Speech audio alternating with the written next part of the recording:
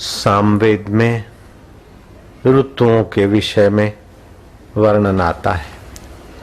ये चार वेद भारतीय संस्कृति का चार स्तंभ हैं।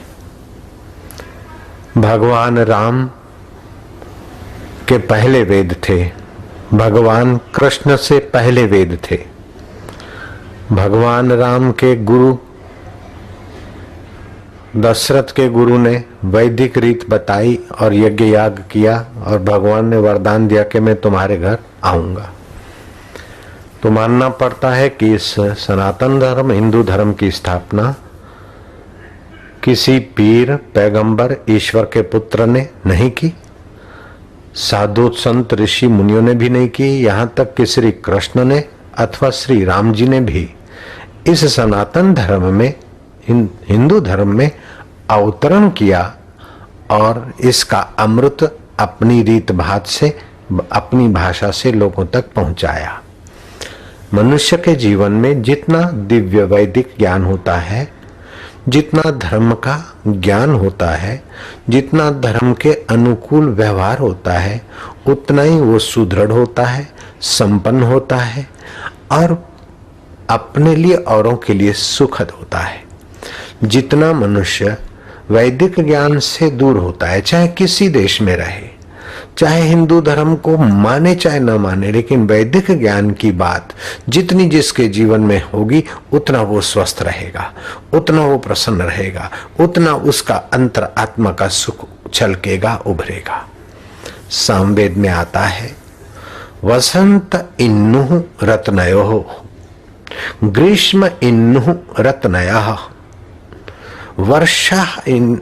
वर्षा पिन्नु शरदो, हेमंतः शीर्षरः इन्नु रत्नयः। निश्चय ही वसंत हमारे लिए रमणीय हो। अभी हम वसंत ऋतु में जी रहे। ये वसंत उत्सव हमारे लिए वसंत ऋतु सुखदायी हो। कैसे सुखदायी हो कि हमारा खान पान ऋतु के अनुसार अदल बदल हो जाए तो इस ऋतु का मादक आनंद उल्लास मस्ती हम ले सकते हैं। अगर इस वसंत ऋतु में हमने सर्दी की नाई गलिष्ठ पदार्थ खाए, चुपड़े चुपड़े खाए, पाक खाए अथवा दही खाई, किसी से दुश्मनी हो तो होली के दिनों के आसपास उसे दही खिला दो और खूब मीठा और भारी खिला दो। मरे नहीं तो बीमार तो जरूर हो जाएगा। श्रीखंड खिला दो। भारी खुराक वसंत ऋतु में पचेगा नहीं। हमारे लिए वसंत ऋतु सुखदायी हो। जाड़ों में सर्दियों में जो हमने शरीर के बांधे को मजबूत बनाने के लिए खुराक खाए, उससे जो ऊर्जा और शक्ति बनी, उसके साथ साथ शरीर ने कफ भी संग्रहित किया। सूर्य के वसंत ऋतु में सूर्य के सीधे किरण धरती पर अब शुरू हुए। ग्रीष्म ऋतु आएगी, गर्मी, तो नाड़ियों का कफ पिघलकर जठरा में जाएगा। तो जठरा की जो पाचन शक्ति है पहले की अपेक्षा मंद हो जाएगी। अपाचन शक्ति मंद और फिर खाए श्रीखंड अथवा दही, ओए ओए मेरे को किसी ने कर दिया है। बड़ी मियां किसी ने नहीं किया, तूने तेरी जात को किया क्योंकि वैदिक ज्ञान नहीं है। जय राम जी की। वैदिक ज्ञान आपके ऋतु परिवर्तन के साथ आपके खान पान के परिवर्तन की सलाह देता है। एक उत्सव है। इन दिनों में कफ पिघल पिघल कर जठरा में आता है। इसमें हास्य विनोद कूद फांद आदि से वो जठरा प्रदीप रहे और तुम्हारे शरीर का कफ पिघल पिघल के पच पच के नाड़ियों को शुद्ध कर दे और कफ का दोष, कफ का प्रकोप शरीर को सताए नहीं। इस प्रकार जो व्यवस्था है ये वैदिक व्यवस्था है। वसंत हमारे लिए सुखद हो। वसंतम इन्नु रत्न हो, ग्रीष्म इन्नु रत्नया। हमारे लिए गर्मी भी सुखदायी हो। गर्मी में भी हमारा शरीर सुखद हो, सुदृढ़ हो। निश्चय ही वसंत रमणीय हो। तो वर्षा भी हमारे लिए रमणीय हो, हमारे लिए सभी ऋतु रमणीय हो, हमारे लिए सभी दिन रमणीय हो, हमारे लिए सभी कर्म रमणीय हो, हमारे लिए सभी देव सुखद हो और हमारे लिए सभी विचार परमात्मा परक हो, क्योंकि हम परमात्मा की सनातन संतान है, हम सुखद संतान। हम अपने ज्ञान को, अपनी चेतनता को, अपने आनंदता को उभारते रहे।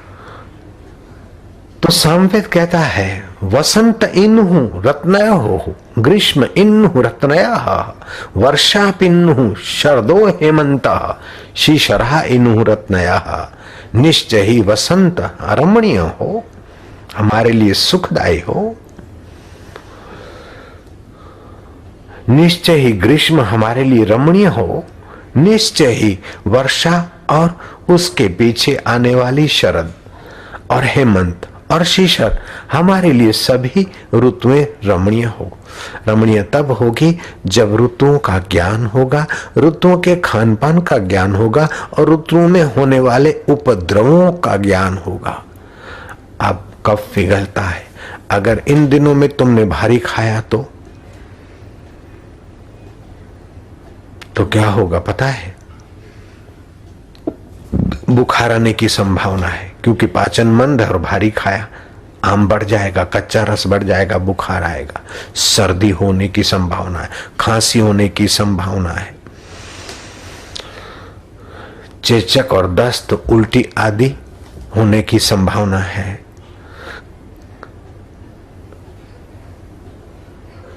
टॉन्सिल होने की और सिर भारी होने की, सुस्ती अति और आलस्य अति होने की संभावना है। वर्ष भर में इतनी ज्यादा नींद किसी दिनों में नहीं आती जो इस वसंत के ऋतु में आती है।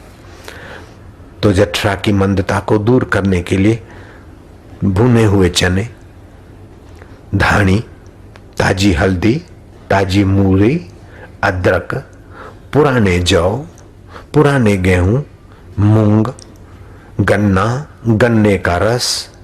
मैंने संचालक को पहले कह के भेजा था कि होली का उत्सव हो तो आश्रम में गन्ने का रस सस्ते में सस्ता मिलना चाहिए और सभी को मिल पाए उतना गन्ने का स्टॉक होना ही चाहिए। 4 ट्रकों का स्टॉक कर रखा है, क्योंकि वसंत उत्सव है, ये दिसंबर की शिविर नहीं है, मार्च की शिविर है। और आज सुबह तुम्हारे को नाश्ते में धानी दी गई थी। जो कफ पिघला है, जठरा में आए, धानी उसको तुरंत शोषित कर दे ताकि आपका स्वास्थ्य आने वाले 4 महीनों तक अच्छा बना रहे। तो हमारे लिए वसंत सुखदायी तब होगी जब हम ज्ञान के अनुसार खान पान को और आहार व्यवहार को थोड़ा स्वीकार कर लेंगे। इन दिनों में जिसको ज्यादा कफ है अथवा दमा है, खांसी है, टीबी है, ऐसे लोगों को, और ज्यादा कफ जिनका शरीर संग्रह कर बैठा, ऐसे लोगों को नागर मोथा या सौंठ का उबला हुआ पानी हितकारी है, कफनाशक है।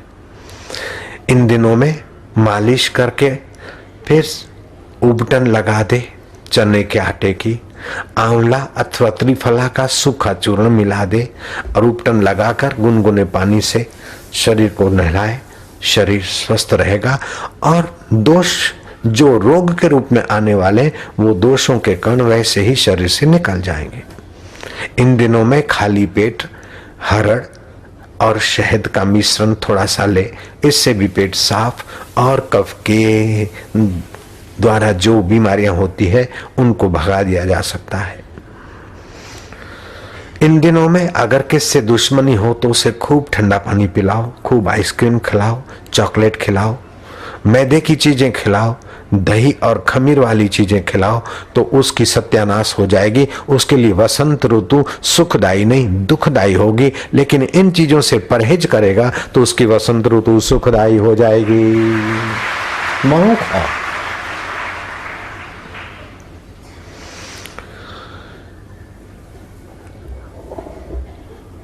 ये केवल हमारा वैदिक ज्ञान शरीर की तंदुरुस्ती की ही बात नहीं बताता, आपके मन की प्रसन्नता की बात तो बताता है, लेकिन मन की प्रसन्नता ही तक ये वैदिक वाणी रुकती नहीं। ये बुद्धि की ऊंचाइयों को भी बढ़ाने की बातें और तरकीबें और प्रयोग बताता है। इतना ही नहीं, बुद्धि की ऊंचाइयां जिससे होती है, उस ऊंचे में ऊंचे परमात्मा के सत्य को, परमात्मा की चेतनता को और परमात्मा के आनंद को तुम्हारे व्यवहारिक जीवन में उभारते उभारते परमार्थिक मोड़ देकर जीवन की शाम होने के पहले जीवनदाता से मिलाने की खुशखबरियां देने वाला ये वैदिक ज्ञान है।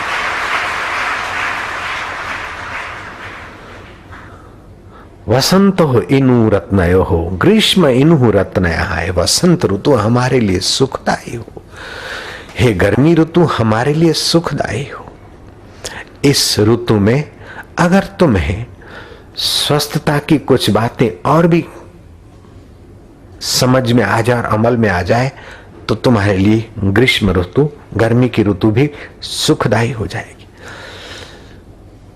15-20 नीम के कोमल पत्ते सुबह चबा चबा कर 1-2 काली मिर्च मिला के चबा के पिए, खाएं और ऊपर पानी पिए। ये प्रयोग 15-20 दिन करें 20 पत्तों का, तो आपको मलेरिया या दूसरे बुखार या और छोटे मोटे रोग जल्दी से पकड़ेंगे नहीं, आए तो वहां टिकेंगे नहीं, जैसे आए वैसे ही जल्दी चले जाएंगे। अगर संभव हो तो 7 दिन या 15 दिन तक नीम के फूलों का रस थोड़ा रोज पिए, सुबह खाली पेट, फिर तुरंत दूध चाय ना पिए 2 घंटे 2.5 घंटे तक, तो फिर तुम्हारा रोग प्रतिकारक शक्ति बढ़ने में दूसरी भी मदद ले।